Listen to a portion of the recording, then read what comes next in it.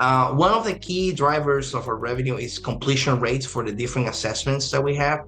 And we have been able to implement at a localized level or at the system level different strategies to improve those. Welcome back, everybody, to another online business briefing brought to you by SmallCapVoice.com. I am your host, Stuart Smith, and thank you for visiting us on our YouTube channel. Before we get started, don't forget to hit the subscribe button. Leave your comments below on our guest today. We had a wonderful interview with this company not too long ago. Let me give you that ticker symbol first. OTCQB is the exchange.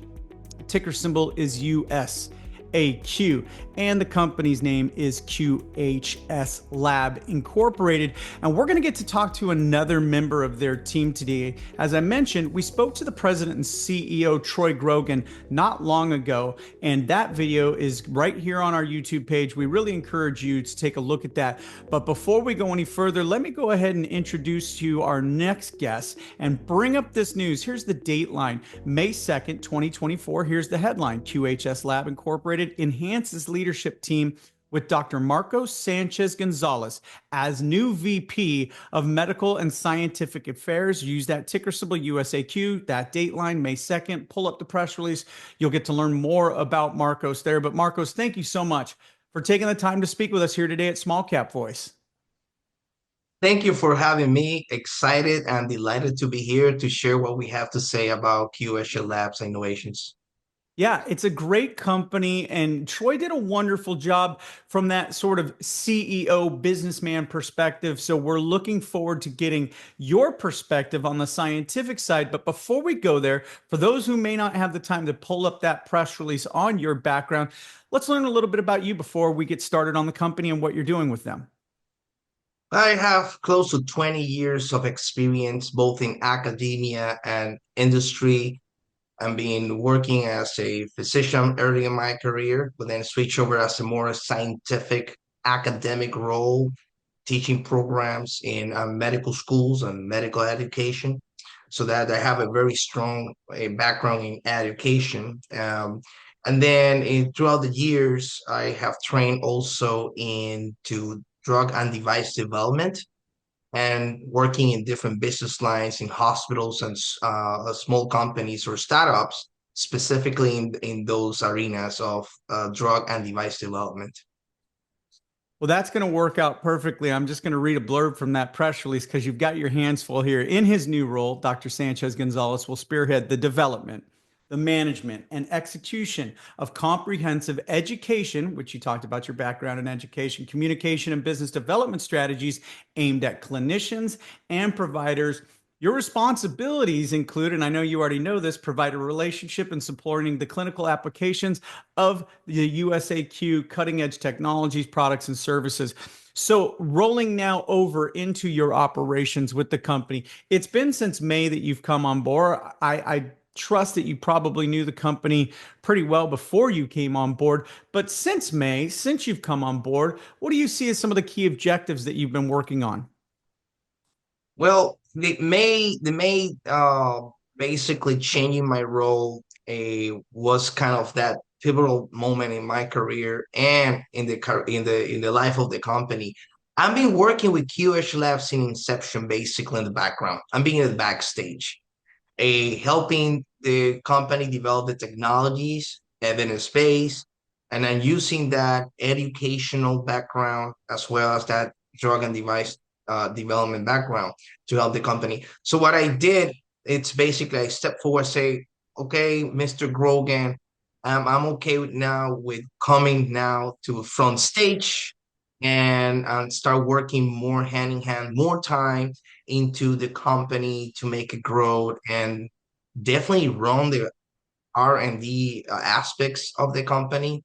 But also, since I'm come from a business background, I really understand how we can take a product from inception all the way to commercialization. Mhm. So I'm taking basically a full lead on that, as well as a full-time approach. So I'm putting more time into it, and that has been part of, I believe, the quick acceleration in the company that we have now. The programs are more evidence-based, as always they've been, but also we can use some of these strategies when it comes to business development. Well, recent news really validates everything you just said. And we talked about that at length, the fabulous results for your company and your recently quarterly report. And that press release is also on the wire.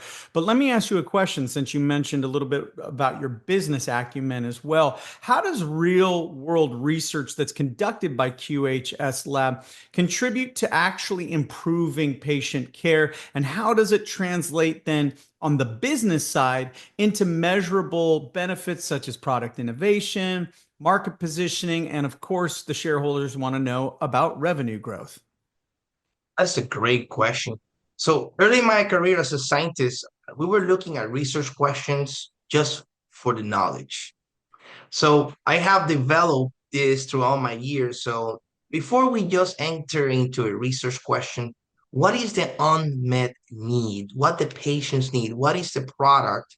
What is the solution that the providers or patients need to enhance health, to make their life easier as providers? So we look at those two dimensions. My physician background give me that perspective from a physician perspective, like of seeing things, but also I've been working with patients. I can understand what their needs are. So what we've been doing is we take that unmet need and we try solutions to address those needs. For instance, I'm going to give you a quick example. One of the things that we've been doing in our platform are enhancements and adaptations. So these adaptations are, if we're conducting an assessment, instead of asking the patient 200 questions, it could be bothersome. We only ask the questions they need to be asked because the platform has been enhanced with those kind of psychological AI enhancements and other evidence-based tools that we use. So we use science, we're grounded in science, okay?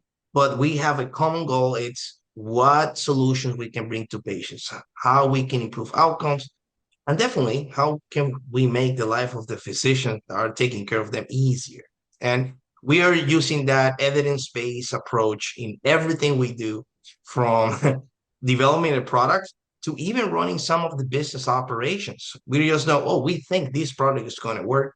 We think our customers are not into our products because of, no, we go and ask questions, direct questions to those that we serve, our customers and our ultimate customer, who is the patient. Well, that's a wonderful thing to point out. For those who may not know, there is so much hand-to-hand business that needs to be done. And your company checks that box where a lot of the bigger players, cannot be that nimble. And again, to validate that point, let's talk a little bit about that press release. We talked about it at length with Troy. Viewers, go back to November 14th. So less than a month ago, this hit the press wire. Revenue soared 62% year over year. Integrated service program revenue up 143%.